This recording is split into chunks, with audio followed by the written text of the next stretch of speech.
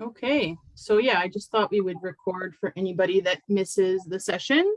I don't want like the sessions to feel like, oh, I didn't attend the last session, so I can't go to this one. So it Do you should be. know that your camera is off, Isabel? Your It camera? is. It is. Yeah. I can turn it on, but that means I won't be paying attention to the chat. Okay. Did you want me to do that, and you can read Do the it chat out? like do it like you're comfortable. Do it however you're most comfortable. If you want to have it on, I can watch the chat and tell you if anything comes up or vice versa. However is most comfortable for you. Yeah. Okay. Yeah, we can do that. So yeah, so basically I'm not here just for the summer. I'm here till December. Oh, that's right. Yeah. So there's 7 months of me.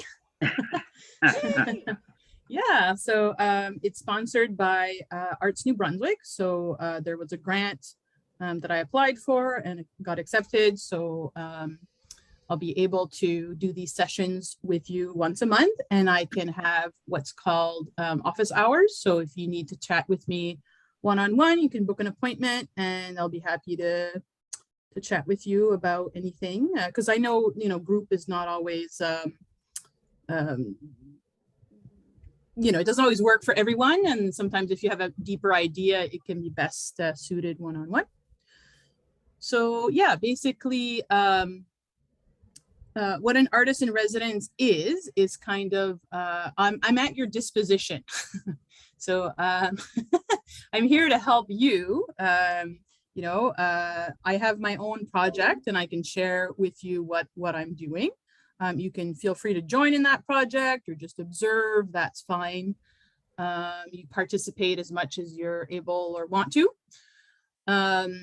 But yeah, essentially, I want to be kind of like a facilitator of the art that you would like to make. So my theme is disability and identity. So as we know, like there's a lot of underrepresentation of persons with disabilities in the media and like in theater, in the arts in general, like in leadership positions, kind of in a lot of places actually, in employment even. So essentially, I want to bring attention to that in my artwork, but I mean, disability art can expand to lots of different things. Yeah. So, but yeah. So a little bit about me is basically, I started out 3 years ago. I just was doing painting for fun. I was feeling like the little winter blues, and I thought, oh, I just need a pick me up. I need something to keep me going during the winter, And I thought I like these like 30-day challenges and things like that. And it was around, November, December. I was like, you know what? I'm going to do art every day for a year. I'm going to do like a New Year's resolution sort of thing. I'm going to see what happens. I'm going to go to the dollar store, find some cheap paints, and just play around with it for fun. I used to do art when I was a kid, but I didn't really take it seriously. So, and I wasn't really into painting because I don't see any color at all. It's just black and white in my world. So I didn't really think painting colors were for me. So I decided, I'm just gonna have fun. I wasn't aiming to produce art for anyone besides myself. You know what I mean? It wasn't like a project to show. It was just kind of like, oh, I'm just going to do this to make me happy. And because it was like every day, I was like, okay, I need to hold myself accountable somehow, right? So I joined anything that I saw that was art related. So like art newsletters. I saw that there was an art battle, so I signed up, even though I wasn't sure what would happen. But you know what? Like, hey, why not? I would know that day guaranteed I'd be making something. So so then I decided, oh, I need to organize my art a bit more. So I decided to make like a Facebook account to take pictures of each one and to make sure that it's there. And then, people saw it and somebody asked me to buy one. I'm like, really? So I was, and then a journalist found my Facebook and contacted me and liked my project, and I got an interview. And there was other things that I joined, like I joined the Isaac's Way here in Fredericton. It's a restaurant that has an art auction. So it's open to new artists, emerging artists, older artists, doesn't matter. but essentially you just put your art up for auction. And I thought, well, that would be neat. You know, I should do that in my project. And when I joined that, they had like an email list and they were looking for an art teacher. And I was like, well, I'm gonna apply for that because, you know, why not? I'm on a roll. And I didn't think I was gonna get it because there's like these artists that have more experience than me. But what they were looking for was a teacher for a young girl in high school. And I think I was like the youngest there. And what I was looking to teach was oil painting that's non-toxic. So I think that's why they chose me. And then when I went to go teach, I did my research. I went to the library, the Craft College Library. Unfortunately, Fredericton doesn't exist anymore.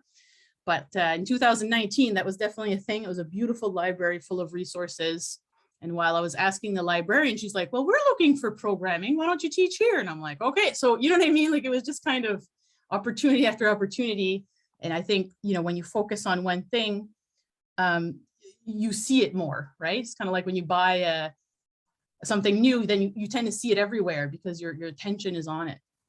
So yeah, eventually I got invited to speak to different things, and I decided to, you know what, I'm going to take this seriously. I'm going to apply to an art gallery to see what happens and things like that. And yeah, you have a question, Muriel? See, Yes, you've got your hand up. I have two. My first question was, when did you realize that you really had talent? Because I mean, like seriously, you have talent. Yeah, and it's like you just started this 3 years ago, just on a whim, and boom. Uh, not sure how to answer that, but I think I have persistence, and I, you know, because I work every day, or I did, I don't anymore. I definitely do art things every day, but I don't paint every day now. That just by sheer practice, you know, I don't believe, I mean, sure, you could say talent exists, but I don't believe that. I think it has to do with putting in a lot of hours. And when I was younger, I did put a lot of hours like drawing, but not painting. And apparently it supports that. And I also did sculpture when I was younger, just a little bit. Like my mom signed me up for a class on like throwing a pottery wheel, which I was terrible at. And we did a bit of hand building. And I had some clay, and I maybe made 3 sculptures and then didn't touch it, right? So you must feel that even some of our members who think that they can do this, that they really can if they persist, and if they have an interest in it and they persist, they can probably. Yeah. So I think the key was that I put in a lot of time in drawing and sculpture. And I focused my attention on drawing faces a lot. So I kept drawing the same thing over and over and over again, which helps. And I also didn't, like I said, at first I didn't care who saw it because it was only me. So I didn't have that perfectionist sort of like, oh, what if somebody sees, you know, that whole thing where people get nervous around showing their artwork. So I think that's the main key there. Okay. And Yeah. can you tell us more about, you mentioned non-toxic paint, that is Yes. Yeah. very interesting for our group and some who have Yeah. So yeah, we can talk about that. Sure. So there's different, part of my project, I learned different mediums. So like, for example, there's acrylic, watercolor, pastel, sculpture, paper mache, you know what I mean? There's all kinds of different tools that you can use to make art. And acrylic is basically plastic, right? It's not good for the environment. There's certain colors and things in oil paint that are toxic. Especially like the oil paint itself usually isn't toxic besides maybe like 3 or 4 colors. But there's such a thing as, they're called water mixable oils, and you can use those to do oil paint. But essentially, yeah, it's all about, you know, proper safety, right? Like you need information to know how to be safe in the studio, right? So even if you don't have a studio, if you're just painting at home, like if you're working with pastels, that creates a lot of dust, right? And if you're inhaling that dust, that's not good for you. So you need to make sure to not like blow it around and inhale that sort of thing, right? You need to be careful. What do you feel is the best medium for somebody just trying out? The ones, which one do you feel is the maybe the easiest or more pliable or I think whatever medium the person is interested in, really, I don't think you can really go wrong. But personally, I like when I've taught students before, I really liked this thing that you can get at the dollar store called gel crayons. They're like $4. You can get them at Walmart too for maybe 10 or something. Mhm. And what they are, they're like, they like twist open, and it's literally like lipstick. That's what it feels like. And when you put it down on paper, it looks kind of like oil pastels, but then when you add water to it and rub it, then it looks like acrylic paint. Yeah, so it has different, you know, and it because it's so cheap, like people aren't really precious with it. They're not very careful with it, so they kind of experiment usually. And it's a writing thing. So sometimes some people, like, you can paint with it. You can use it. You can put a little down and then take a paintbrush and paint with it. So it's very versatile. And they're quite thick, so they're kind of easy to hold in the hand, because sometimes pencils are quite small, and these are a bit, they're like a marker. They're nice and thick. nice. But yeah, I mean, anything really. I don't think you can. Okay, I'm going to be doing reporter now. I'm gonna let you. Oh, okay, yeah. Sure. You have more questions or? Oh, I'm done doing the reporter now. You can go. Oh, okay, you're done.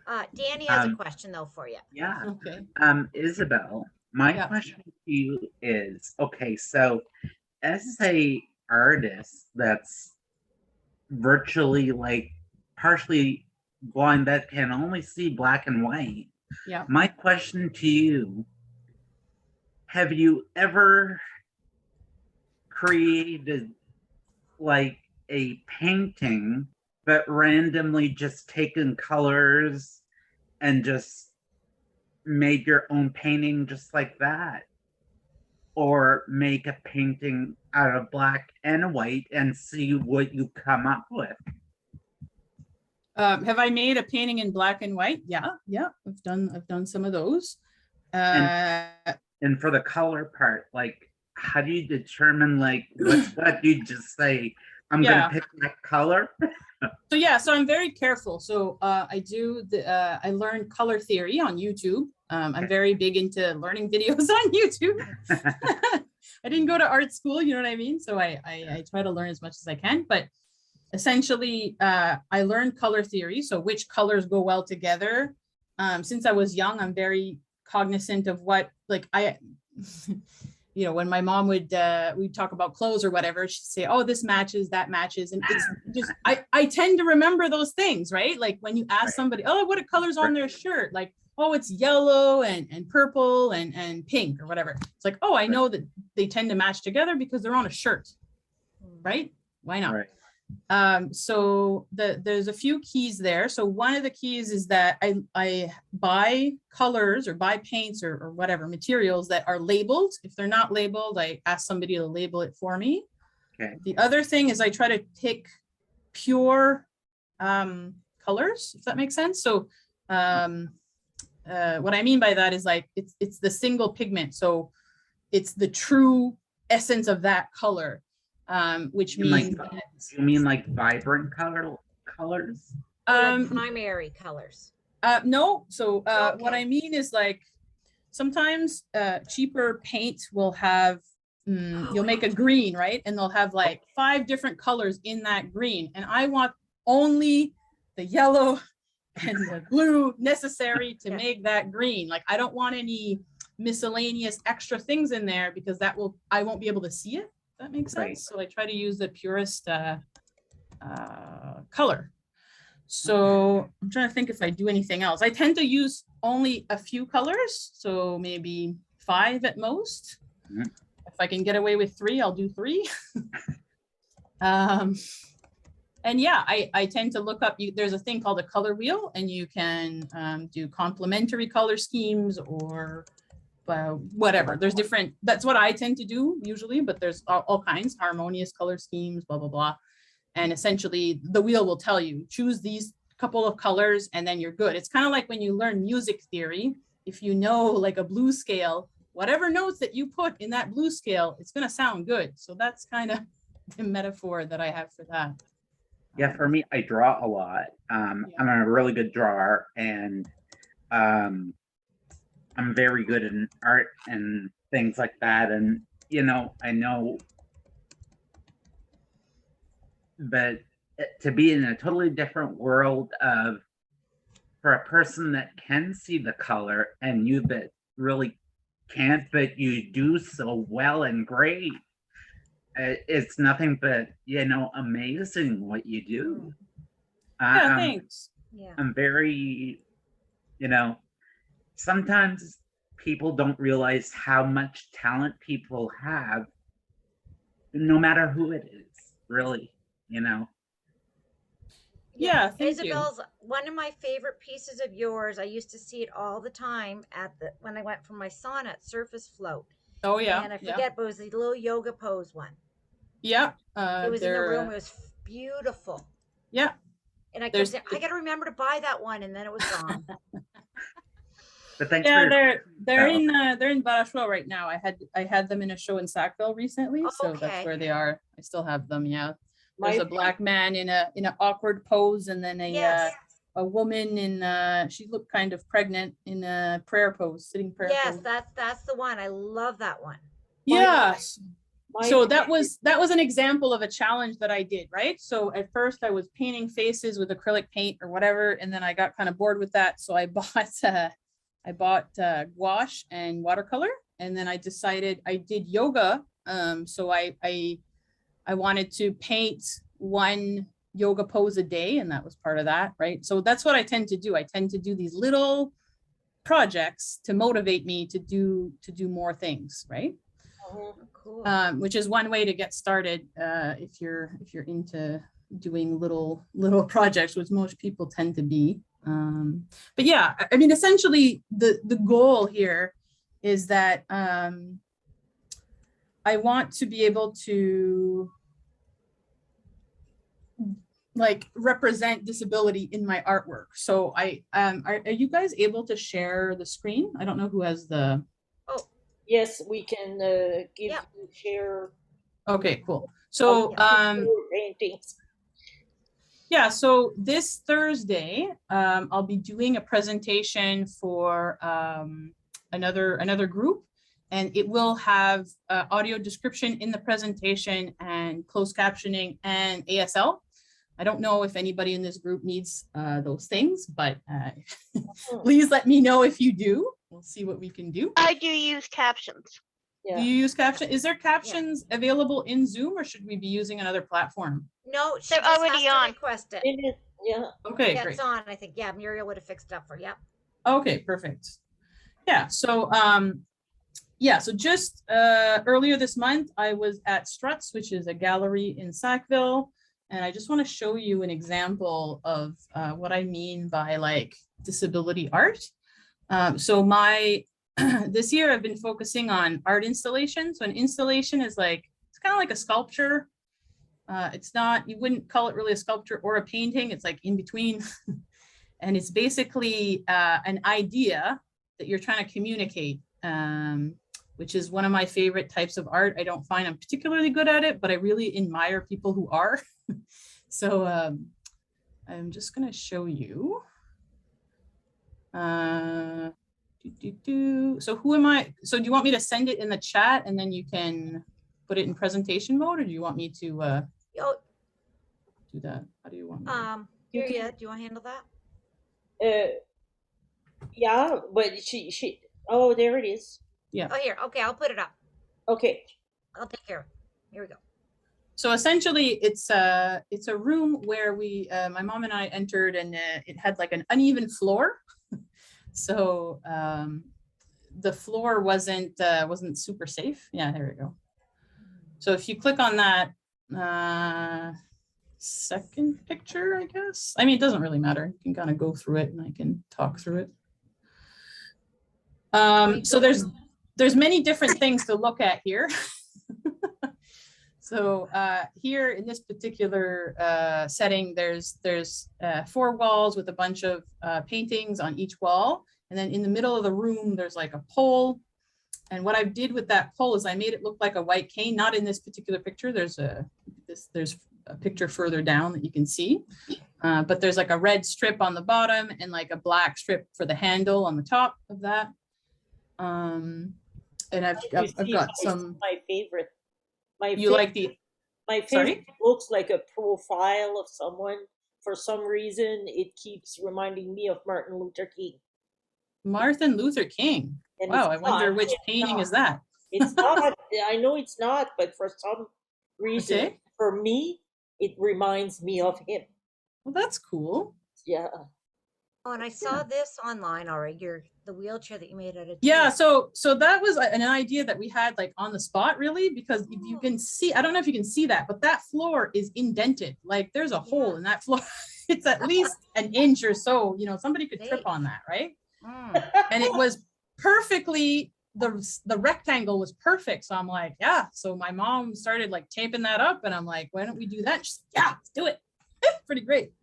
And then we started putting like tape around the holes. We did a check mark. There's a check mark there. Right there, yeah. You know when people talk about like, oh, you know, like we gotta hit all the check marks in accessibility. Make sure we have the ramp check mark. We have this check mark. You know what I mean? And it's like that's not how it is, right? No. So so I can talk about these little structures in general, but like there's a box here with like a head on it. Like I was just going to ask about the head there. Yeah, okay. Yeah, so on the bottom of the head, there's sheet music, and that's the real sheet music that I used to use when I was in high school band, because I didn't choose arts. I chose music because I was like, I want to play the saxophone, so I did. And so sitting on top of that, it's an antique, right? It is an antique, yeah. So sitting on top of that is like a magnifying glass that's broken. It's kind of hard to see there in the corner. Well, not the corner, but like in the middle. I see it, yeah. Right there, And that's a 4x magnifier, so it will give you an idea of like this is the how much difficulty I have seeing. I have some heart-shaped glasses on the figure because I do appreciate my vision loss. I don't think I wouldn't call it vision loss, but like my disability, because my disability has given me a lot of gifts. One, to be like an artist, right? I think that when you have a disability, you tend to be a very creative person to try to solve problems. You tend to be able to negotiate and to ask for accommodations. You know what I mean? There's all these things that come with the disability. And for me in particular, my disability is somewhat invisible, but visible. So what I mean by that is that if you were to see me on the street, you might not know that I have vision problems. But when I was younger, I had that giant sheet music. I had a telescope on my face, mounted on glasses. I had a desk that was on a high riser. You know, I stood out a lot, right? I was using all these tools. And I mean, definitely people knew that I had some sort of disability, right? So I had the ability to take it off and put it on, you know. But what the lesson here taught me is that, you know, I've been using these tools since I was like, I don't know, 5, 6 years old. And yeah, they're embarrassing, but if I never use them, I wouldn't be able to do a lot of things. So the gift of that disability is that I don't embarrass very easily. I don't care what people think, right? So I think that's a great asset to me, and Cheers to a lot of people. Sorry? Here. Right? So yeah, so that kind of, you know, I wanted the lens to be, you know, visually impaired people can make art, right?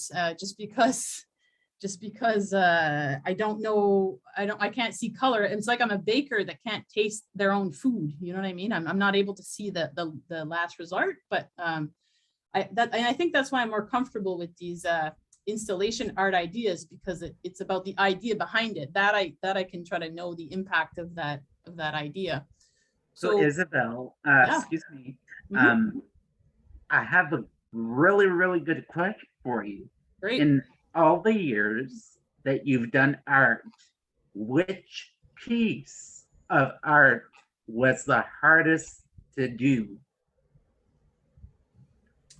I would say there's like a it's right in this picture actually. there's a sheet covering a plinth there, so it looks like a cone. It looks like Okay. a Ku Klux Klan, actually. I was just gonna say that too. Yep. And I'm still not totally sad. Yeah. Okay. This one right here in the middle. It scared So- me a bit at first. I Yeah. thought, So what's I'm curious, just before I go into it, I'm curious if anybody has any thoughts besides the Ku Klux Klan, what that might be. What, An umbrella? an umbrella? Okay. it's a sculpture, A sculptor. Yeah. Okay. Cool. a cane, a cane. A cane. Yeah. So, okay. So clearly, I'm not communicating my message clearly. No, Which is clearly fine. No, we're but not it's- artistically minded. No. It's fine. It's fine. Yeah. So, and I know that I'm not communicating the thing mindfully. So I'm trying to figure out a way to make this better. But right now, so what it is, That's the it is- math symbol. So is it something like the first round plus that is? what? The math symbol? Oh, I see. I thought because it was there's a an math, X. like a multiply, like an X for multiplication, subtraction. Yeah. No? Okay. Yeah, I 'cause see. she's No, a I school see what you. teacher. Yeah, that's interesting. Yeah. I That's get the you. teacher in me, sorry. Yeah, she's still a teacher at heart. So in the picture, to be fair, it's hard to read, and we didn't make it big enough, but on one of those pieces of tape there above the X, it says inaccessible.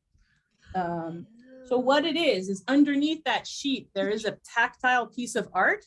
So I've made art with like cloth and encaustic and wax and paint. And so it's meant to be touched, right? It's not meant to be seen.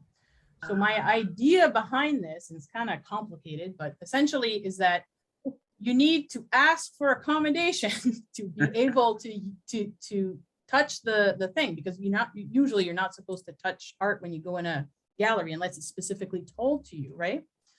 So my idea was like twofold. So one is that the work itself is inaccessible because one, you can't see it, and two, you can't touch it, right?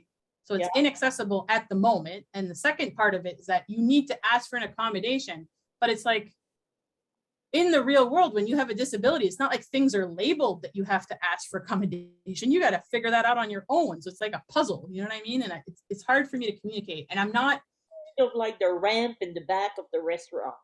yeah, like it's not clear. And I mean, there was supposed to be a text accompanying this, but I still haven't figured that out. And part of the reason that I'm doing a talk on Thursday about this particular gallery showing that I did was to get kind of feedback and to see what people think about how I could improve this, because this was just like a first draft, like this is me trying to make a practice run, you know what I mean? And then, maybe when I figure out a clear message, then I'll be like, oh, okay, yeah, I understand now, so I guess that's another thing. When you explain that, it makes it's mind blowing. It Yeah. really is. Like, I'm like, oh my God, that's so clever. So is there a piece underneath though? Yes. For Yeah. real? Yes, for real. Yeah. And will we ever get to see it? Yeah, I think there might Or is be. it inaccessible? No, I think it's. Is there a is it picture in of it? there? Okay, let me go through here and see. I don't know, to me it looked like an umbrella. No, yeah, I can see that too. Yeah. And that's one of those things with art, right? It's hard to, you don't want to over explain what you're trying to do, but it's like, there is such a thing as an intention, right? Some artists do have an intention. It's like, this was what I was trying to do. Whether that message was communicated or not, well, that varies, right? But I find you use a lot of your imagination, Yeah. that blows away with you as well. Yeah. So there's one, okay, so you see those three big, so there's the check mark, there's three big abstract Yeah. painting, and then there's a person, which is my mom there, with a bunch of art. So if you click on that, Okay. so this is really interesting. So this is, each thing is a color here. And Yeah. she used fabric. They're all fabric collages, and within the fabric collages, there's text in it. There's broken vision aid, so there's like magnifiers, glasses, I think there's a broken telescope in one of them, you know, all these kinds of things, which is really neat. So she recycled material that was laying around the house. And one of them in particular, the red one, I think it says stop ableism. Like, it's really cool. Like, she really kind of ran with this ideas. That was on the other website that you had some artwork Yep. on at your, I think at the was Yeah. in the Playhouse in Fredericton. Yes, so the red one was at the Playhouse, but the rest wasn't made yet. So Okay. she has these, let me see, 1, 2, 3, 4, 5, 6, 7, 8, 9 paintings on the wall. And then she has 2 boxes on stand there, or plinth, it's called. And they're black and white, which is interesting, right? Because she's got the colors and the black and white. And anyway, I just think it's fascinating. Oh, it is.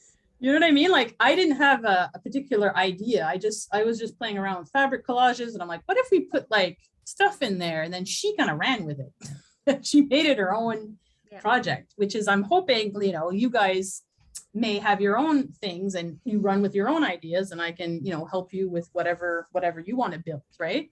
So I thought maybe I'd show you. So this is an example of that's the one I loved from the art. From the yoga pose. Yeah, so that's made out of gouache. The 3 figures on the bottom are gouache, and then the one on the top, which is a belly.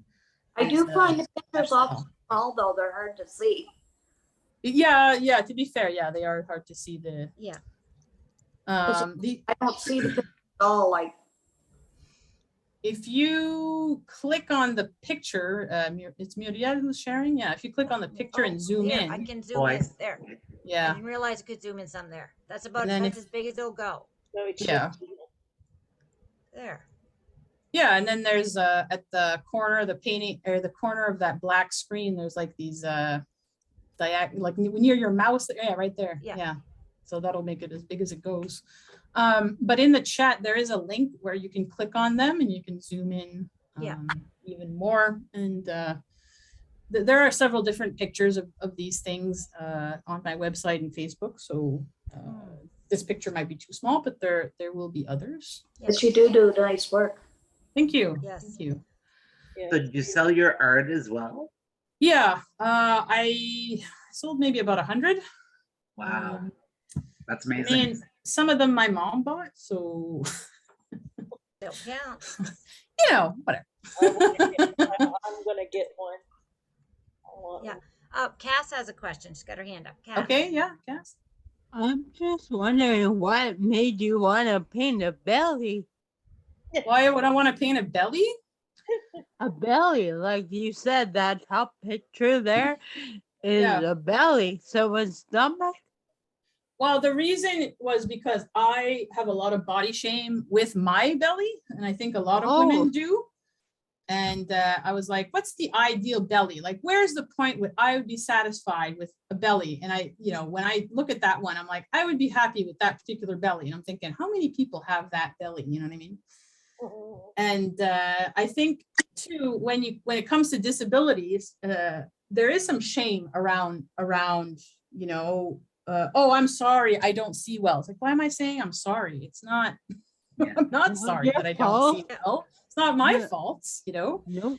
So yeah, so that's kind of what I was going for with that. And then there is a, right underneath the belly, there's a woman doing a yoga pose called Rock Star, which is one of my favorite to do because it feels really nice because you're stretching a lot of the muscles at the same time. And you do feel like a rock star when you're doing it because you're like, whoa, I'm doing it. So I don't think I could pull that off anymore. Yeah, maybe with some assistance. I don't know. Maybe. So yeah, that she's showing her midriff or her belly in the painting, so it kind of goes together, which is neat. Oh yeah. Ysabelle, you might not know, but I know this summer you're going to be in one of the parks, right? Doing with the city. Yeah, it's Botanic Gardens in Odell. Yeah, Miss Cass, it looks like is going to be doing one of those spots too. Oh, really? Yes. You got into the Jocelyn Pike came after her to apply for one of those spots. Oh yeah, the one I'm doing is virtual though. Remember, Ysabelle, you said you did a couple years Oh ago? yeah, yeah. Okay, so Cass applied for the, and I was helping her out this weekend for that. So that's the Fredericton Arts Alliance. Yeah. So that's not in the botanical gardens, but I mean, it Yeah. could be if she wanted to. Yeah. And hopefully she'll hear back if she got in. I have a good feeling that she might. Cass is in our NB Disability Art Collective, and she was in, she's going to be interviewed this July with Vocali with myself and Lorianne and Jessica and Ryan, Annette. Oh, and Kira, I guess, if she's off work. So I don't know if you guys follow, but there's this woman in BC called Amy Amanti, and she does this podcast called Accessing Art with Amy. And she also does a show with Vocali, which is called Almost Live. So if you go on YouTube and hit Almost Live or Vocali, you'll see these videos, and they're disabled artists making art. So they interview all kinds of artists. So for example, like I think they have Erin, the wheelchair dancer. They have Carmen Papalia, who's a really famous disabled artist. He's totally blind, and he does these. He's literally my favorite. He does this thing where he takes, instead of his white cane, he trained a marching band to be his eyes. So every time there's, say, a step, the band would make a subtle noise shift in the song, or so he would know, right? So he's walking around, downtown Vancouver with a marching band without any, like, behind him. He's walking in front of the marching band, and they're warning him of any obstacles. It's fantastic. He won, like, I don't know how many awards for that. And he has different ideas like that. So his art is very ideas based. You know what I mean? He has a concept and then he executes it. So like you said, he can't draw a stick figure either, but he sure is making art. Does that make sense? How many people are in the band? Sorry, how many people are in the band? I'm not sure. It's a marching band, so I don't know. Good gang of them. I'll be honest, Ysabelle. Yeah. The very top picture. I don't know what's bringing me forward to this, but I noticed a polar bear on a mountain. A polar bear on a mountain.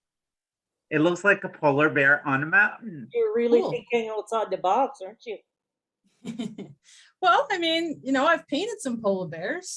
Art, yeah. They're not in this particular thing, but they're on the Facebook site somewhere. I saw it on your page, I think. I don't know. It's probably my imagination, but I really see it. Cool. Yeah. I mean, there's all kinds of things, right? Especially abstract art. You can see. What's the red one there? Oh, this is the one her mom did that I've seen this before, and it's fabulous. And it's about to stop ableism. She did that all with fabric. Yeah, and then they figured out how to enlarge it. Oh, it's fabric. That's why I got attracted to it. It's fabulous. I like the yellow one. It looks like the sun. Yeah, it's really with cool. The sunglasses, yeah. So I see there's a thing in the chat. Are you in Sackville Thursday night, or is your talk online? My talk is online. I can put the link in the chat. That would be a good idea, wouldn't it? Yeah, if you put the link, and then we can put a post up for it. Yeah, so it's basically, I will just be talking about the Sackville exhibition that I did. I shouldn't be calling that. I should be calling it Creating Access. That's the name of the exhibit. And there'll be audio description, which will be really cool. So part of my kind of goals here is to make my art accessible, and I'm still kind of working through it. There is a lot to doing that, and I'm learning as much as I can, like audio description, and tends to be the main thing that I'm focusing on now.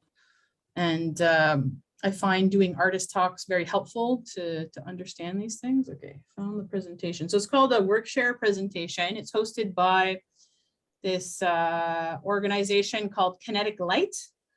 It's a disability dance group, I believe. And they're based in New York, I think, or in the States somewhere. So it's good that it's on Zoom. Yeah. So, okay, so there's a sign up. There is no Zoom link for it now, but there is a registration form, which I'll put in the chat. Okay. There's a big long Google link for you. But yeah. So that's a sign up. Okay, so at the end of the, I'll copy that and put it on our page that we have it. Yeah, so you know, that's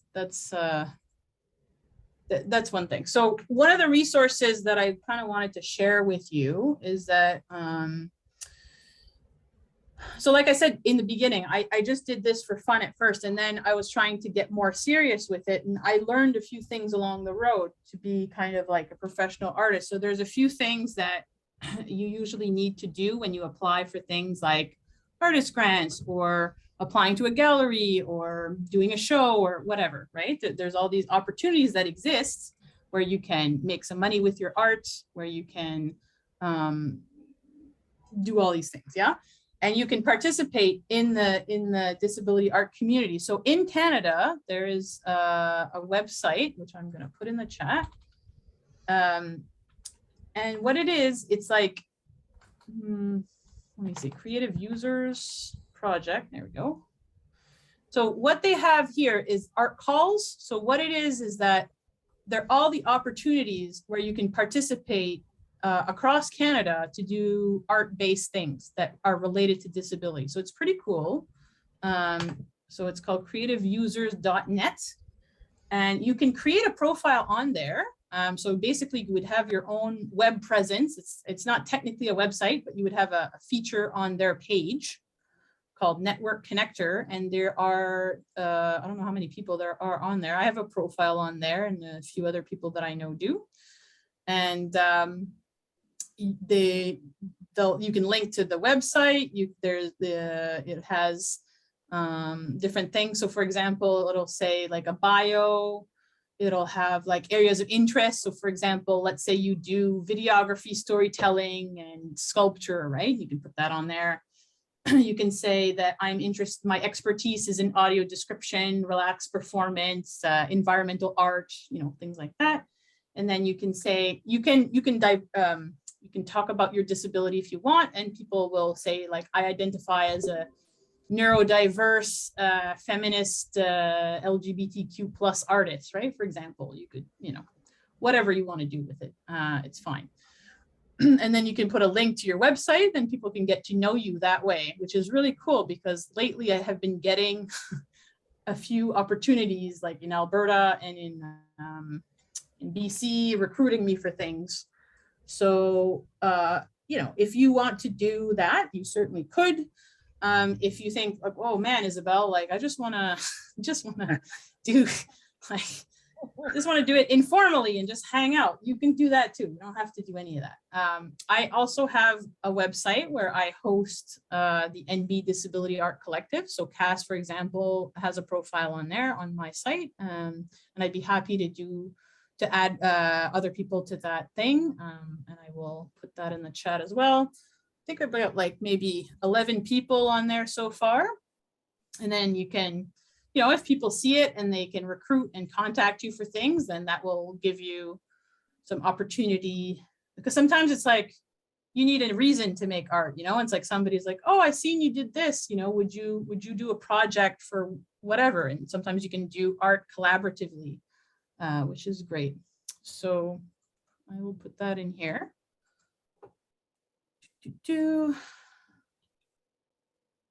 And someone was asking Ysabelle about, I think it was Jerry, about photography. Do you do work with photography? Yeah, so I took a course called mixing. So what it is contemplative photography. I did that last summer.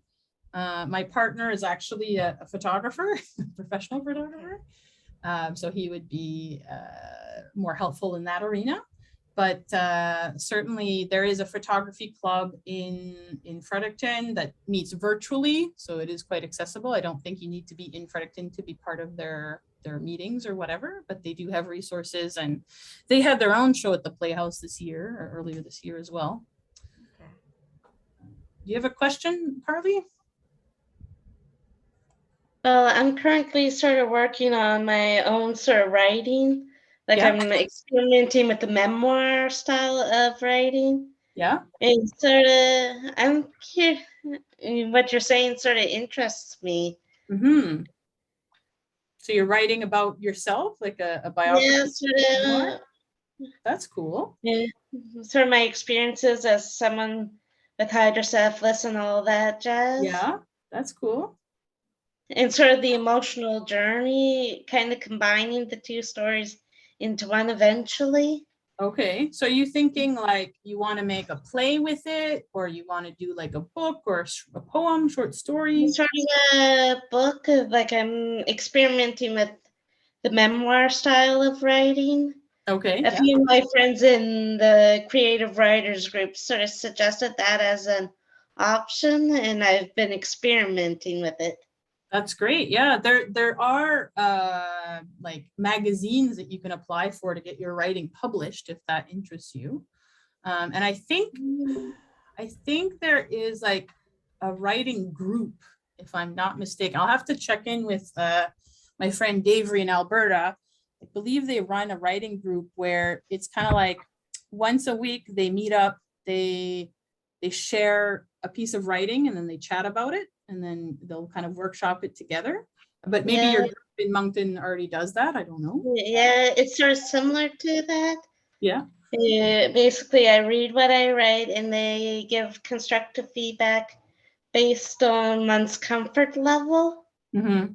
And since a lot of them have known me for from the beginning of my writing adventure, you could say. Yeah, that's cool. Yeah, I'm always interested in writing because it's like I have these ideas. Like one of the ideas that I had was like building puppets. So I thought it would be neat to do like little disabled puppets, and then I'm like, we could do a play, but I don't have an idea for a story about what that play could be about, you know. So that would be something that would be really a good project to collaborate. Because like say, you know, we could have a bunch of different people make different types of puppets, and then we could host it somewhere. And then even bigger idea, because, you know, think big, is that there isn't a lot of disability representation in the media. Why don't we, you know, use these puppets in the theater, and then we could have like a little disabled puppet theater, like, or like do like they could use them, you know. For example, in Fredericton, there's a festival called Notable Acts. So this is a playwriting festival. So basically people submit their plays and they present their little short plays, like 10-minute play or an hour play, whatever, however long it is. Puppets are scary. Sorry? Puppets are scary. So yeah, there's all kinds of puppets, right? Like there's like paper mache puppets. There's wood puppets, but then there's pretty scary ones. There's really Judy. It can be this guy. As long as it's not a clown, don't make it a clown. Is that a pirate? No, it's Pat the Patriot from the Patriots. So when they're playing football, he helps me cheer for them. Oh, so okay. Yeah. Keep that thing away from me.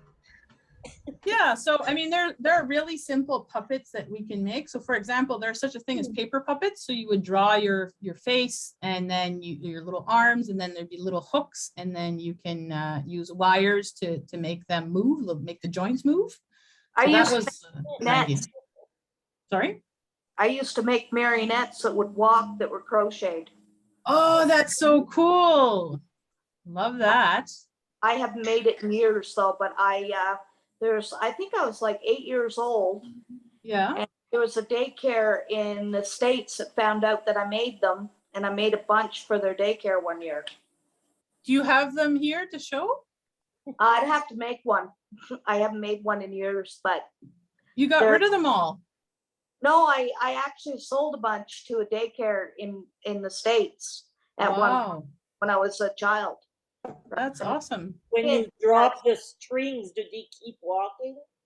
No, Muriel, calm down. You walk with them.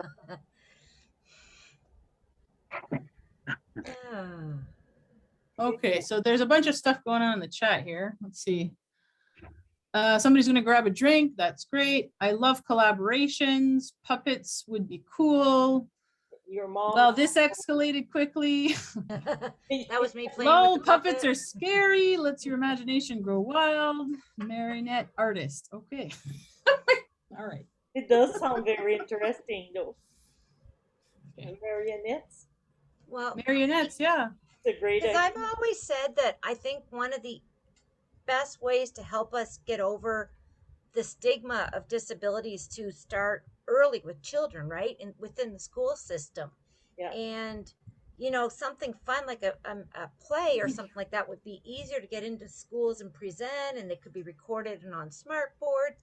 And it just helps take away some of that stigma so that, because it's that whole we don't understand what we don't know, and they don't live it, and it would help. I think it would help. Yeah, and I like mean, that'd be really cool. Even if the play is not about disability, just having the disabled puppets is like, wow, never seen one before. You know what I mean? Oh yeah. I'll mention something to you. I don't know, Ysabelle, if you remember, but Mira did a play. Muriel did a play? No, Mira. The guy. Mira did it. Yes, Natalie was in it. I didn't unfortunately, I didn't get to see it, but I did hear about it. You guys traveled, eh? Like Caracat. Yeah, there was four of them that were totally blind that did it. Yeah. Were you in there? I heard about this.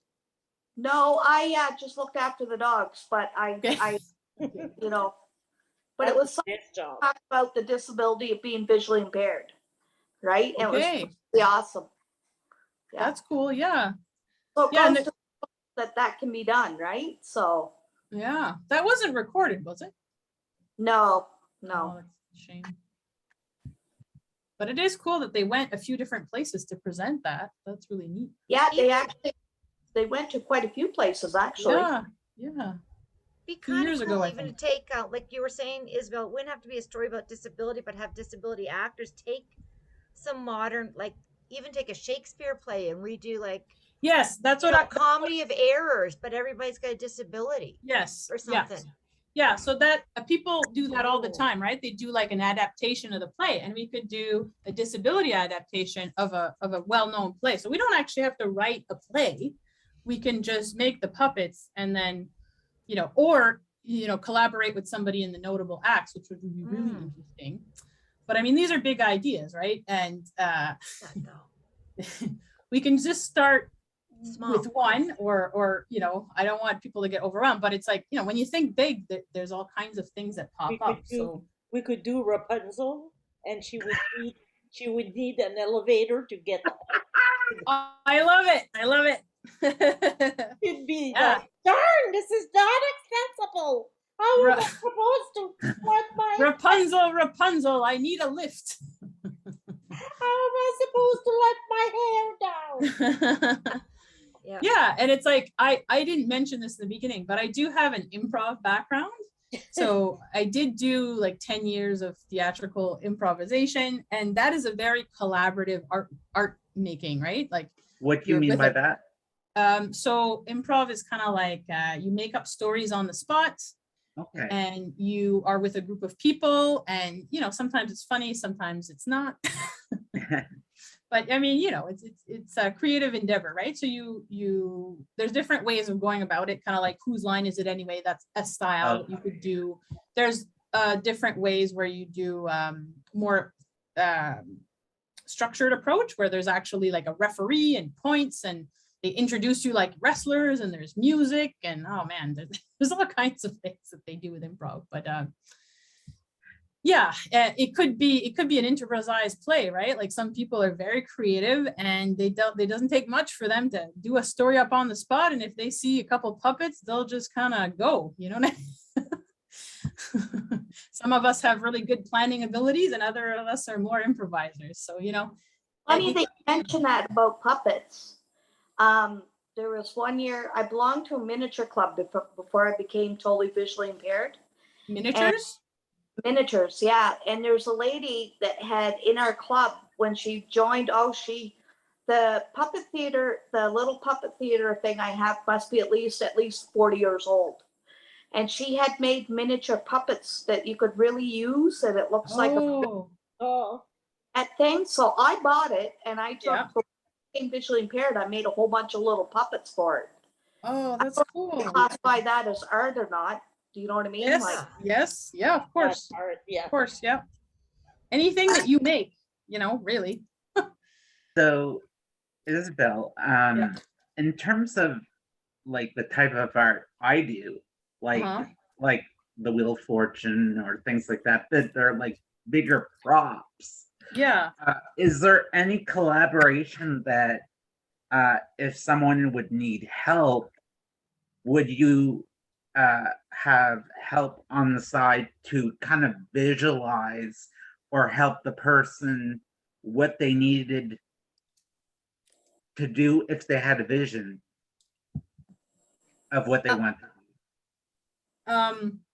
So yeah, so what, if people don't know what Danny's talking about, he has these big, he almost makes like sets of games. So like, like Yeah. you said, Wheel of Fortune or Price is Right or whatever, which is really cool. And we could even make like a game with disability, which I think would be interesting. I don't have a full formed idea of that, but I mean, I'm sure as we Well- talk about it, we could come up with things, but Well, yeah. I think I do have one, and we could Yeah. call it "Whose Disability Is It Anyway?" I love that. Oh, I like it. I like You're on to something.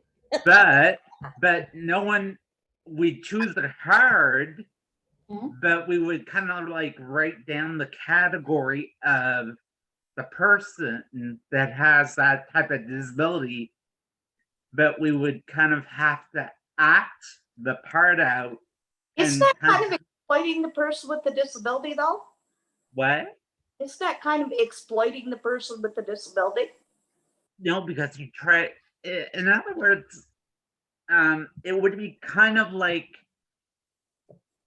whose line is it anyway? But it's like the person with the disability, but you kind of like put it in explanation of what the person with the disability lives with.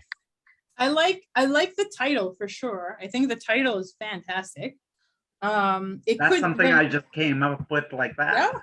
Yeah. And if I were to add to that idea, I think when you said whose disability is it anyway, what made me think, the first thought that I thought of was like, okay, because there's a concept of disability called the social model, where Okay. it's not the person itself who's disabled, it's the conditions Right. that make the person disabled, if that makes sense. So for example, if all the menus and all the signs were in Braille, then people without sight would be the ones who are disabled, right? Does that make sense? So it's the environment that's disabled. And I thought when you were explaining before you started explaining it, that's my first thought, which would be really interesting to Yeah. Again, this is one of those ideas that's really big, and we could have like a whole meeting trying to figure that out. Oh yeah, it's like a go big or go home thing. Yeah. You could do something with that. So there's something in the chat here. Let's see, Wheel of Abilities. That's neat. Yeah. Liking the game concept to bring awareness. Yeah, cool. Role play. Okay. I think that you are onto something. Game on. Run with that ball. Okay, Mom. We could even do whose ableism is it anyways, and portray the person from the government that's trying to block us. Oh my God, yeah. Yeah, I like that one. Yeah, there Picture you of go, kids Shelley. and we That's funny. throw darts. Do like what we did one year, do the poverty game. Oh, have you guys tried that? There was a poverty game in where is it? In the exhibition center, or where that old YMCA was in Fredericton a few years ago. And what it was a simulation of poverty. So you were given a character. So I was like a single mom whose son was in jail or something, and I only had this much money to live, and blah blah blah. So there would be each little like each table had a thing, and then like I would need to go get food stamps, and then I need to take the bus, and then I need to make sure with my car that doesn't work to go drop my kids off to school because there's no bus in my sector, and blah blah blah. And, you know, at the end of the game, you're trying to run around and then you see what it's like, right? Like all these obstacles that get in the way, right? Which is similar to the concept of ableism, right? There are all these, it's not the person, it's more like this is the barriers, all these barriers in the way that are invisible. So, you know. When we did it, it was at Support Single Parents, and we actually did it down at City Hall with government officials. Yeah, that's really cool. So it's the same game that you played, eh? Yeah, we did it like in a Monopoly style. Oh, okay. Yeah, we had to physically. But ableism. Sorry? Sort of change the game of life to the game of ableism. Yeah, I liked that. What did you say? The game of life. There used to be that game where you would play life. Yeah. With the bauble, but they could do it instead of the game of life, it would be the game of ableism and have them try to Somebody get want to explain ableism to me? Ableism? Yeah, what is it? It's when people, like, you know how we talk about racism and people exploit or will discriminate against a person because of their race. Well, ableism is when you're exploited or you're discriminated against because you have a different ability. So if you know you're blind, if you're housebound because of a disability, if you're in a wheelchair, and you know they make comments like, well, you've got a parking pass, what's your problem? We give you everything for free. What's your, like, these notions that people that don't live it every day, that they have no idea. So if they call you midget, would that be ableism? Sorry, say that again. If they called you midget, would that be ableism? That's a form of ableism, absolutely.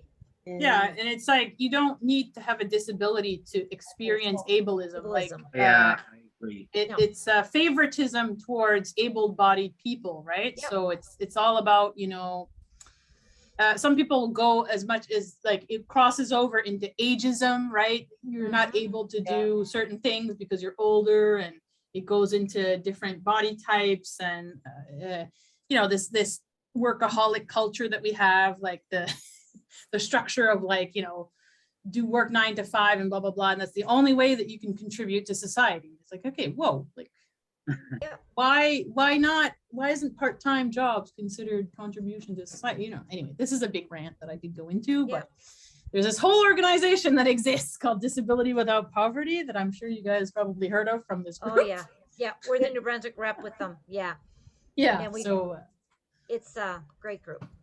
So locally, there is something happening in Halifax, I believe. Let me just find it here. So I'm mentioning it in this particular thing because the call is soon.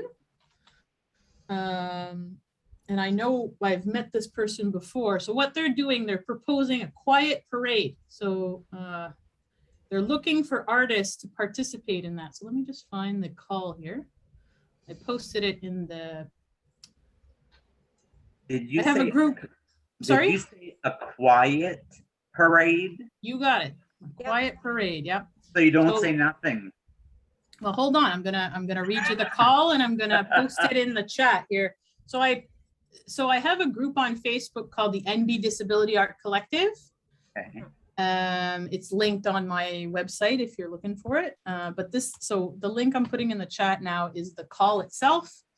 So this is an example of an art call. So let's see here. Let's read it out. So deadline is June 3rd. So it says to crip is to open up with the desire to the way that disability disrupts, which is a quote here. So this is a part of the Blue Nose Ability Film Festival and the Eye Level Art Gallery. So they're seeking proposals for participants in a sensory-friendly celebration taking place in Halifax in October. As part of the Nocturne Festival. So the Nocturne Festival is kind of like a Nuit Blanche, if you know that concept. It's like art at night. It's a really fun party thing. Okay. And I believe this person is kind of, you know, the quiet parade is kind of the idea of like people tend to do when they're neurodivergent, you know, or have sensory issues. So they want a low sensory friendly parade is what I'm thinking here. So let's see here. So it says here, public spaces celebrations are typically very loud, bright, presenting barriers for neurodivergent people or anyone who thrives in low stimulation spaces. Though awareness is low for low stimulation accessibility is growing slowly, many people have to avoid or limit time in public places or gatherings due to this barrier. So this person is suggesting a quiet parade, but will also be a platform to collectively create a vibrant, extravagant, low stimulus event to embrace access as a shared independent practice. So it seeks to embody a quiet that interrupts the noise in the city, experimenting with new ways of creating and sharing together. So there's a whole list of questions.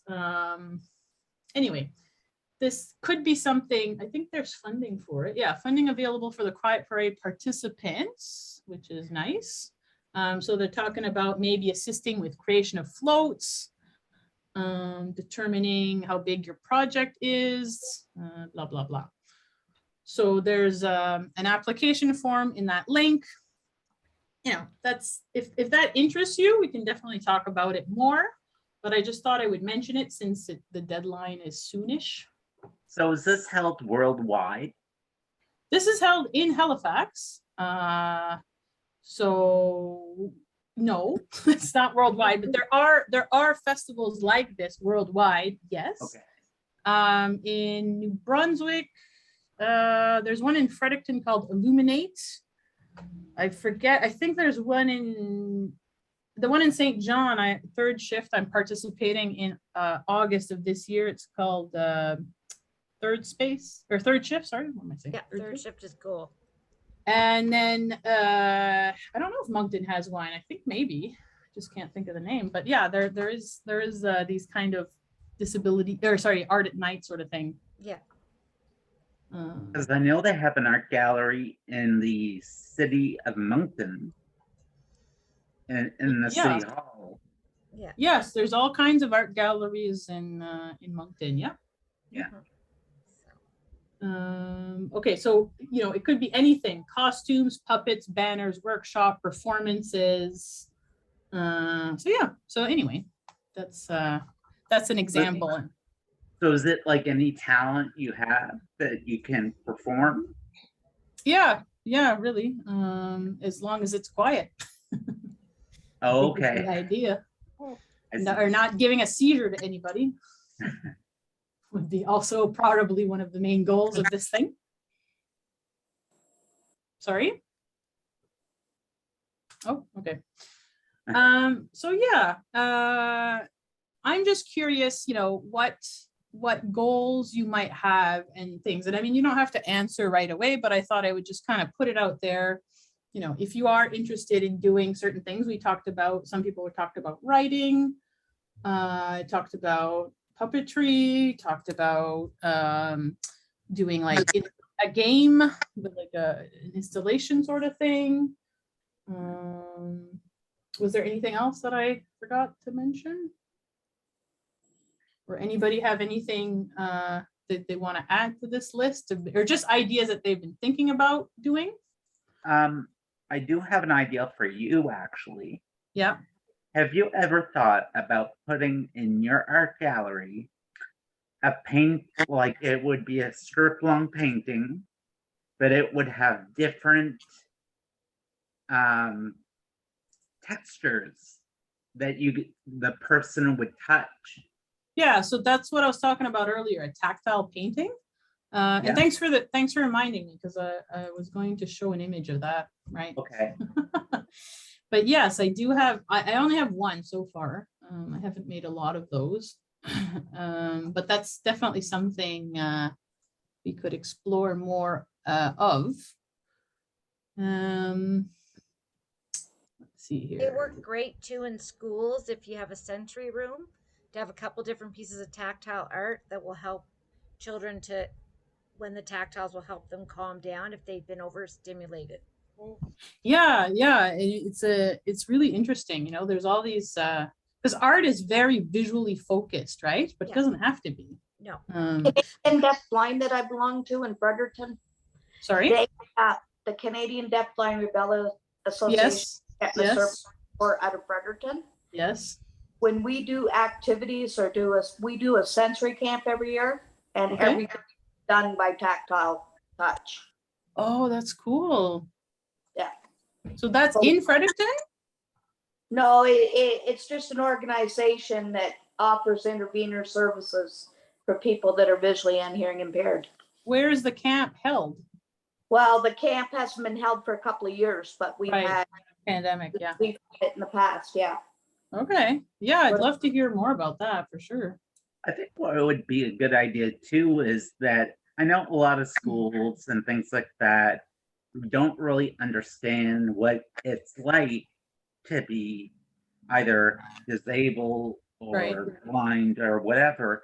But Sure. what I think would be a good idea is that as you present yourself or kind of come up to the school and be kind of interviewed or you talk about your life, Mhm. you kind of bring the cane or the wheelchair or a blindfold and or you cover their ears and you say, okay, try to listen to the music, try to Right, yeah.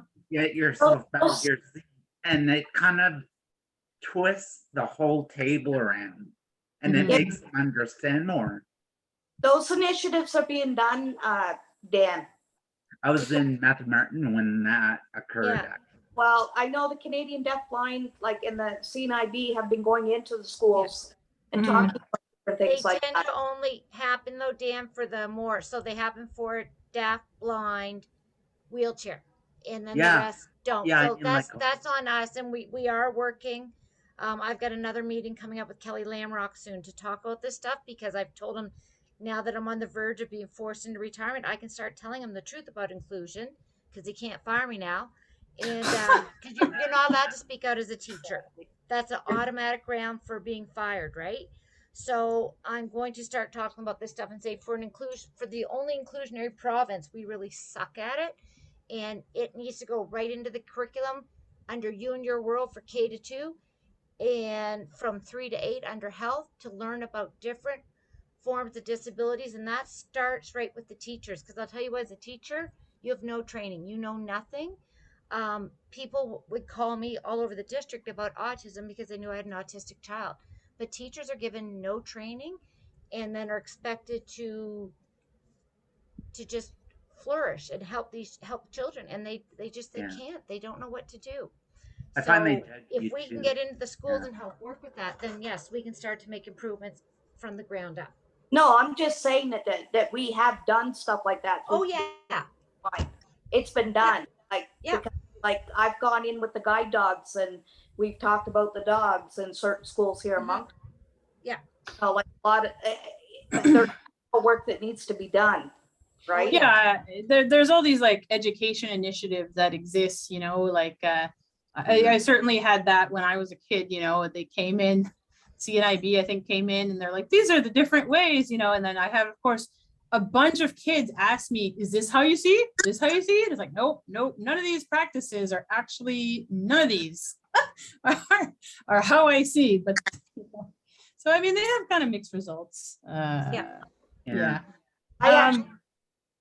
Kind of the reason why I was mentioning this is because I was going to go blind and I was supposed to be a vegetable before. And because there was something in the back of my eye and it started to chew like Pac-Man. And it was going to go from one eye to the other. And after I went back in the office of the eye doctor, they said whatever is there no more, and my sight is like perfect. But that's why I've been supporting so many people and other people with different abilities and disabilities. You know, like I really applaud everybody that has talent and encouragement, like everybody here, you know.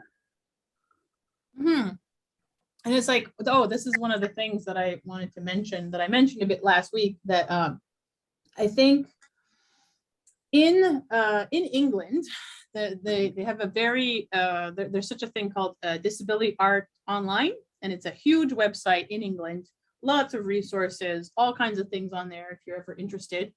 They have what's called creative enablers. So what that is, it's kind of like a person to help you with your art practice.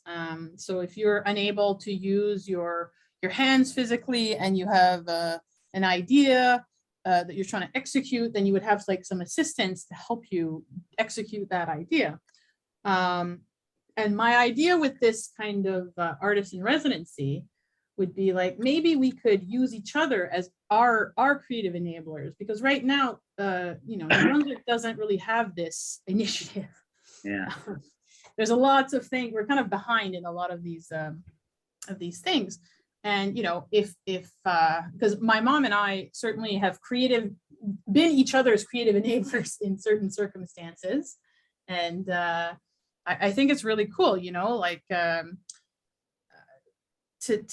be able to share those skills. And I find collaborative art kind of is a natural to that process, you know. So there's two different things, right? Like when you do a collaborative art piece, you're both or the group is working together. But when you have a creative enabler, like one person is leading it and the other one is like kind of executing those orders, if that makes sense. So it's slightly different, but you know, I'm definitely open to both of those things. Okay, I'm just noticing the chat here. Might be interesting that coffee chat topics, different types of accessible camps throughout New Brunswick. Yeah, that would be really cool. Yep, teachers need support about disability. There are itinerant teachers, Oh, but their itinerant, hours yeah. have been cut tremendously. So if Yeah. you are home to say, like, Yes, right. let's say you're home for whatever reason, you need an itinerant teacher. If you get an hour a day now, you're lucky. You get your math and you get your main language art. So English if you're in the Anglophone district, and French if you're in the French district, and that's about it, unfortunately. Is anybody here in school? I don't think so, eh? Right now? Nobody's I'm in upgrading. Sorry? Upgrading. Cass is in school, but not regular school. She's at college. Oh, okay. Yeah. Pre-GED. Oh, you're doing your GED. Oh, good for you. Yeah. Pre-GED right now. Oh, okay. Yeah. For the Good stuff. Yeah, so I think this talk wraps up at 8:30. So we got a few minutes left. So I just kind of wanted to leave the space open for, I know I've done a lot of talking. That wasn't my intention, but that's what happened. And I'm glad you guys shared as well. And like I say, I'd love to know a bit more of your projects. And I mean, maybe you don't have them right now. Maybe you just have like a little bit of an idea, but when you talk it out, like I find I have one idea. Yeah. That I want to do. We have a good friend of ours that's doing a chat, and she does a coffee and chat from all across Canada with the visually impaired people. And what I wanted to do was to make a tactile map of Canada and put everybody that joined that chat on that map, right? And somehow try to, like, each person that did the chat or that represents themselves is to put something on that they liked. Do you know what I mean? So I haven't decided how I'm going to do it yet, but I know something that they like. It means like, for example, like if there's somebody from British Columbia, like we have a lady out there, she's Filipino. Okay, she might like tacos or something like that. So I wanted to do a tactile map. Yeah, okay. I see. To the person that goes on the chats that are visually impaired, right? You know. And so, you've made some tactile pieces before, have you, Paula? I have some things. Yeah, like I've taken rocks and done miniature scenes and stuff on them, like when I could see before. But now I've got to go into some type of thing that won't require as much sight. Okay. You know? Okay. So, yeah. So I mean, there's different ways of going about it for sure. Like I've seen people do like glue. So they do like erased lines with glue. I've seen And like I was really, gonna put some type of string art in there, like I was gonna link yes, together yes, coast to coast. yes. The strings of everybody chatting all together from what state they're from. Mm-hmm. And Another thing you could do is like fabrics. And what's neat about fabrics is there's different types, right? So let's say one of them is velour and another one is cotton, and you'd be able to tell the difference, right? I don't know if you guys know Louise Burley. Yes. Yeah. She started a chat before she started a chat, and she's been doing it the last like almost 3 years I figured with certain blind people all across Canada. And she doesn't know it, and I don't want it going out to her there, going to her, but I want to do this map for her to put in her office so she can realize what she's done to help other people through this pandemic. Okay, because she's given up her time and that's her great. energy to do this for 3 years. So this art piece would be for her, but she doesn't know that, right? And haven't started yet or did anything, but it's just something that I want to do for her, to show her that people do appreciate what she's done. You know what I mean? Yeah, that's a great idea. My mouth shut. Actually, I'll keep my mouth shut. I know. Yeah, well, she knows I'm doing it, but she doesn't know it's for her. And it's It personal. sounds a bit like the Stitch a Square for Advocate Yeah. that I wanted to do, but kind It of hasn't flopped. died. We'll revamp that, Muriel, because Yeah, once we- summer's over, I want to get involved with that and do that too. Yeah, Because I once I'm I done with still my move and everything, Yeah. I just can't concentrate. So are there a couple squares that were done for that? I did Or- a couple, yeah. Yeah. Okay. because our goal was to hopefully have quilted, and like I was sewing quilted after and things like that. We would like to have it as something to present to the non-existent New Brunswick Museum, and or to the government when our motion 78, the Accessible New Brunswick Act, comes into law as something to commemorate accessibility New Brunswick, right? So here, the Accessible New Brunswick Act, and here's our Accessible New Brunswick quilt or something, right, to represent different art pieces from persons from all over New Brunswick. But it Yeah, does, that's a great idea. Yeah. it does sound a lot like it what Paulette was Yeah. talking about. Well, I just think Louise deserves it because, she's been She does. Yeah. she's been on the go with this, and she really checks in with people, and really, like, she's even got some of us volunteering to help her out. You know what I mean? And I think she's just phenomenal. Like, and I believe she deserves this, right? So what better way than to do it in a personal initiative instead of giving her some plaque to throw on her wall that says she's the world's greatest person? Yeah. I mean, a lot of people do art for love, like You don't really want to do it. Like, that's kind of how it starts, right? You make a card for somebody, handmade, you paint something for your friend, that's kind of where it starts for a lot of people. Well, So, yeah. we took her out one day to go do a ceramics piece in Moncton here at the DYI. And I never seen somebody get so excited over doing a piece of painting. Yeah. Couldn't see the colors, but she wanted to know where all the colors went, and I told her where they all went. And then I thought about this piece, like I could do this for her, and she could touch it, and it would be, she would know where everybody lives and be able to feel where they come from, and you know what I mean? Like, I just thought it was an idea. Yeah, great. I thought of an idea about that puppet thing that we were talking about earlier that scares Muriel to death. We'll do a puppet haunted house to scare like even more. What? Like Chucky. Anyways, Chucky, yeah. what I was thinking is that what if we did like something like, let's say, Muriel, we know you're in a wheelchair, right? So the person with the wheelchair would be on the side or any disability. And then the puppet would be in the wheelchair at the same time or whatever. And the puppet would say, like, how does it affect you, and etc. And it would go like a real story at the same time. What do you guys think about that? Well, we'd have to flesh it out, right? Like I want to do children's books, like to You know what I mean? stories at Yeah. a young age, but I mean, I have to flesh it out at home and spend time Flesh it out. working on it. Yeah. I think the children's books are a fantastic idea because it Yeah. educates the child through pictures. Well, and what I like about it too is I can do it in English puis en français, right? So, anyways, Kathleen's got a question, and then Cass has a question. Okay. I just see something in the chat here. Okay. So I feel fortunate that my stutter, although very bad when I was younger, has got so much better. So I never saw it as a disability, but not sure what to say. It can make my decisions based on it if I need to talk or not. We'll go see your Struts exhibit for sure. Yeah, so something like that, definitely you would be affected by ableism there, right?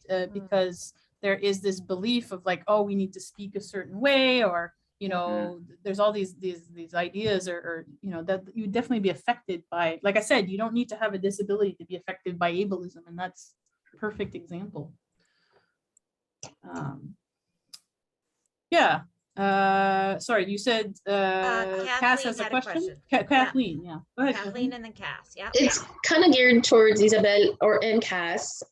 So like I've always kind of fiddled around with a bunch of art stuff, and like I always love making kind of abstract background, different colors. Like I've used newspaper, paper towel, just to dab on colors and things like that and blend and that. What would you guys recommend, like that wouldn't be super, wouldn't absorb the paints to like as an add-on, like you know what I mean? To like put on like, just like as a background on a canvas. Well, there's two questions there. So there's something called the resist. So people use wax usually as a resist. So if you don't want something to stick, you want the paint to be repelled by your resist, you would put like a wax or a glue or something that would, like, I don't know if that's what you meant, but that's one of the, one of the things. What I use a lot is plastic or tinfoil or saran wrap. Oh, never thought of You that know either. how people will dab like paper towel and paint that on their canvas? I use like tinfoil or like any kind of like material like that. That wouldn't absorb paint. Yeah. Thanks. So, Okay, thank you. Kathleen, have you ever tried a sponge? Masking tape, yeah, that's another one. Let's try. Yeah. Did I try? I'm pretty sure I have, and I found it like just absorbed. I like do big splotches. Oh, okay. Yeah. Like, Yeah, do I it like. There's all these tools I find at the hardware store, you know, like spatulas and like rakes, and it makes different textures and things, and you can play around with abstract art with those too, right? But yeah, having different, like the masking tape is good because then you can make shapes with the tape, and then once you take the, you know, you have your background, you have your shape, and then it saves that white space or whatever space, whatever you want to fill that. Yeah. Oh, cool. Thank you. Paper mache. Paper mache, yeah, all kinds of stuff. So So, Cass, did you have a question before we wrap up?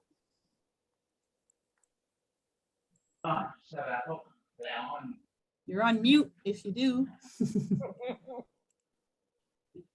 Still on mute. Don't know if you're coming back. Oh, here she comes. Okay, I was gonna say never mind. Okay. So yeah, I think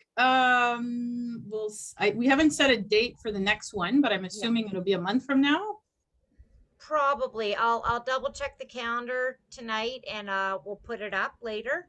But yeah, and then we'll come together and we can start sort of fleshing out ideas more. It'll give people time to think about it, and we're probably going to meet once a month with Ysabelle, but you can work on your own as you please, or set up extra time. Like She's gonna present us, give us like some office hours if you want to meet with her individually and flesh out some ideas, things like that. And I think that it can be a way, because you don't have to be great at art. It can be a great way to just enjoy life. And sometimes we need more things to let us enjoy life a little bit.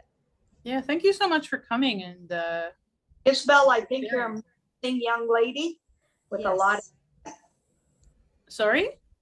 I said, I think you're an amazing young lady with a lot of talent. I really appreciate what you have to say tonight. Oh, thank you. Thank you. Appreciate that. Cheers. All right. Shall we end it here? Thanks everyone for coming, Thank and you. thanks to Ysabelle's mom for showing up Thank you. and supporting her. That was awesome. And everyone enjoy the rest of the long weekend, and we'll put up the date for the next session there sometime tomorrow. How's that Yeah. So sound? you have to register for meeting one-on-one? Yeah, just send me a message and we'll work that out. And All right. yeah.